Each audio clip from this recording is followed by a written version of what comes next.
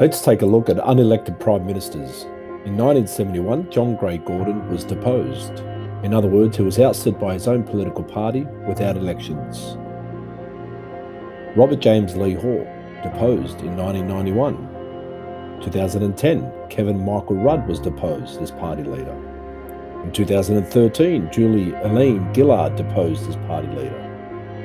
And Kevin Rudd went back as Prime Minister, but then 2 months and 22 days later was defeated in the general election by Tony Abbott, who was deposed in 2015. Then Malcolm Bly Turnbull, who was also deposed in 2018. 6 leaders not voted in by the Australian public. So much for a democratic country.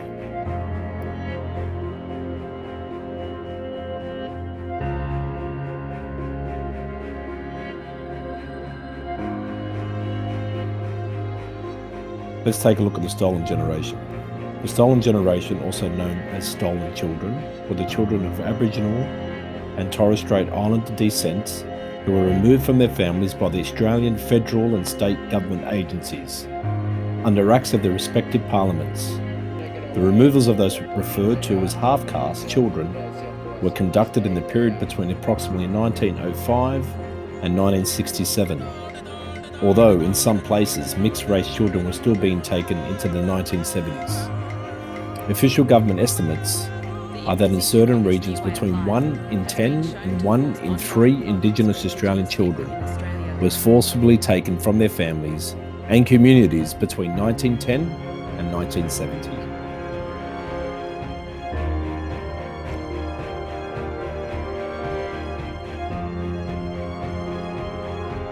The war in Iraq. In the early 2000s, the administrators of George W. Bush and Tony Blair asserted that Saddam Hussein had weapons of mass destruction. The Australian Prime Minister at the time blindly followed and put thousands of Australians' lives at risk in a war based on lies and greed. In an interview broadcast on the 7 Network, Mr. Howard said, then National Security Committee of Cabinet in 2003 sent Australian troops into Iraq because they believed Saddam Hussein had weapons of mass destruction and posed as a threat to the West.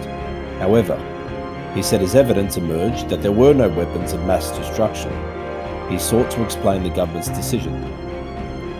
I felt embarrassed, I did, I couldn't believe it, because I had genuinely believed it. The fact is that the Australians joined in the invasion of Iraq on lies, and for all that, all the Prime Minister had to say was that he was embarrassed.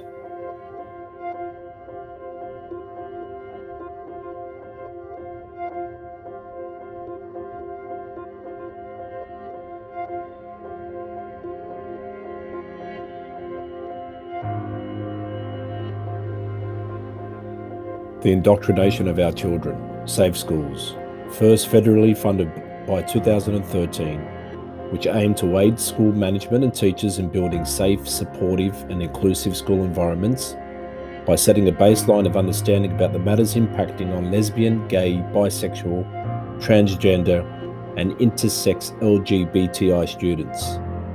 This is absurd, when in fact it was all about indoctrinating our future generations with these lies that boys can be girls and girls can be boys, no matter what their biological birth is.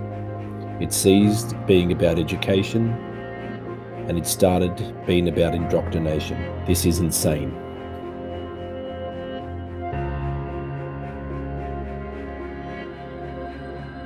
If you believe that the radical left isn't after your children, you're ignoring the fact that they very, very clearly are after your children. Basic societal norms, not with regard to even sexuality, but with regard to just decent human behavior, right? As in not sexualizing children. Well then, that apparently is bad. You're not supposed to do that, right? There is no way to discuss gay pride without coming into conflict, when you're coming to discuss this with children, without coming into conflict with the reality, which is that it is a sexual orientation, which implies sex, which implies you now have to discuss sex with small children. And I have TV people discussing sex with small children and gender orientation with small children. Does this sound like a great idea to you? If you're a parent, you need to turn off the damn TV right the hell now. You don't let your kids watch stuff that you haven't pre-screened. Otherwise, you end up with this. There is a drag queen lecturing your child on a bunch of stuff, including, by the way, BLM. There's like a BLM fist that appears halfway through this particular video. So you get a lecture on the gay pride flag by a man dressed as a woman. And this is going out to 4 and 5-year-olds. This is woke indoctrination of small children on sexual matters. Don't tell me that that isn't abuse of children. It is. It is mass abuse of children. If somebody came into your house and started doing this to your child without your consent, you would immediately call the cops.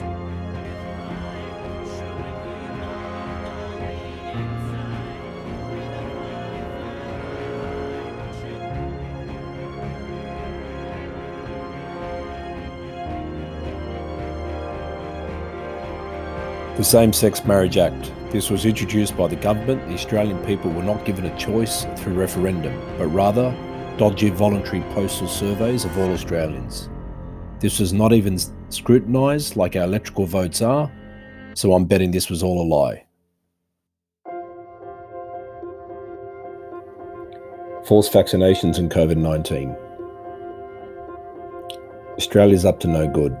Strangely enough, the Biosecurity Bill of 2014 cleared Parliament and is aimed at preventing the spread of diseases such as Ebola in human populations and agriculture, despite having no confirmed cases of the outbreak in Australia. This was the start of things to come in 2021. Today we are seeing the Australian government lie, manipulate, take people into taking the COVID-19 vaccines, and stripping them of their rights. The government is happy to have all citizens of this great nation inoculated with an emergency jab that has no long-term trial data. On June 29, 2021, it was announced that jail time and heavy fines for any doctor in Australia who prescribes ivermectin because there is no clinical evidence when in fact it is rated as one of the safest drugs of all time. But the government is okay with the vaccines that are not proven. The various state governments have been caught out several occasions lying to the Australian public regarding COVID-related deaths, when in fact the death was totally unrelated to COVID. And when a patient dies due to having the vaccines, they blame COVID. This is not about saving lives. Wake up, people. Because if it were, then why are doctors in Australia being paid to administer lethal injections in the name of euthanasia? Many doctors are paid to carry out abortions. Sadly, in 2018, it is estimated that 73,800 babies were murdered in the name of choice. A rebatable procedure covered by Medicare. Yes, you heard it right, paid by the government. Where are the choices for my body when it comes to the vaccines? If this were about saving lives, then the government would not be allowing euthanasia and abortions in the thousands.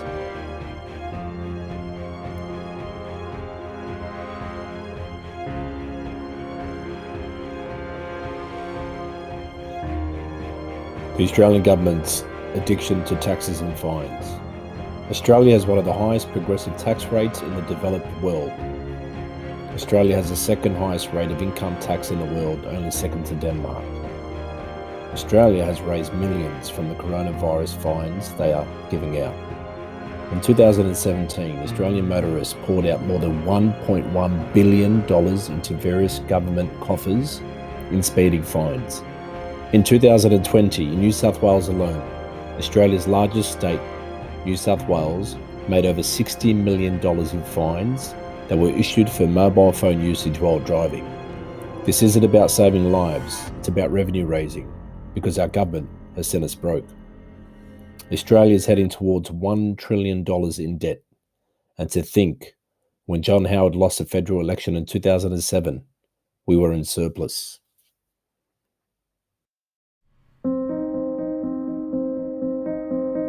Lockdowns throughout COVID-19. Our government is acting like the Chinese Communist Party, taking away our freedoms and human rights. We can't even travel more than 5 kilometres from our house. We're told we can't even speak to neighbours. We can't travel to work, unless we receive the vaccines, of course. They've been overriding the Australian Constitution, the Australian Biosecurity Act and all relevant laws of the land in the name of a virus which is so deadly you need to get tested to even know you have it. They've even called the army to patrol the streets and intimidate civilians. Many Australians have lost respect for our police force. Once a shining light in serving our community has now become a dark force with one agenda: to suppress the people.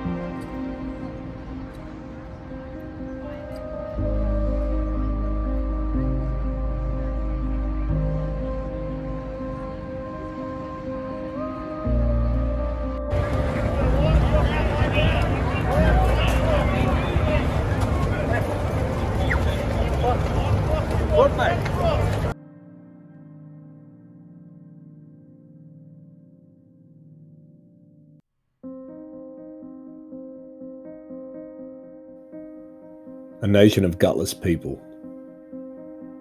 The government and its officials, the police force, and the media are the ones causing division. They are the very reason why Australians do not trust the government nowadays. They've even taken away our rights to protest and block off all access to meeting points. They violently disperse protesters, utilising heavy-handed tactics, fining and jailing people who dare to speak up against the totalitarian state this nation has become. One last issue, and the issue is the people. Australians seem to be vague or even numb to all their surroundings. Political issues and health issues that will affect them and the generations to come don't seem to bother them. The stereotypical Australian has the image of being barefoot, lying on a beach, not easily fazed. The epitome of cool, calm, and collected. And while the constant barefoot lying on the beach aspect is not always strictly, every second word is mate, and every third is abbreviated no worries, is a tune we sing to. Well, now we have many worries, and it's time to wake up, stand up, and fight for our freedoms.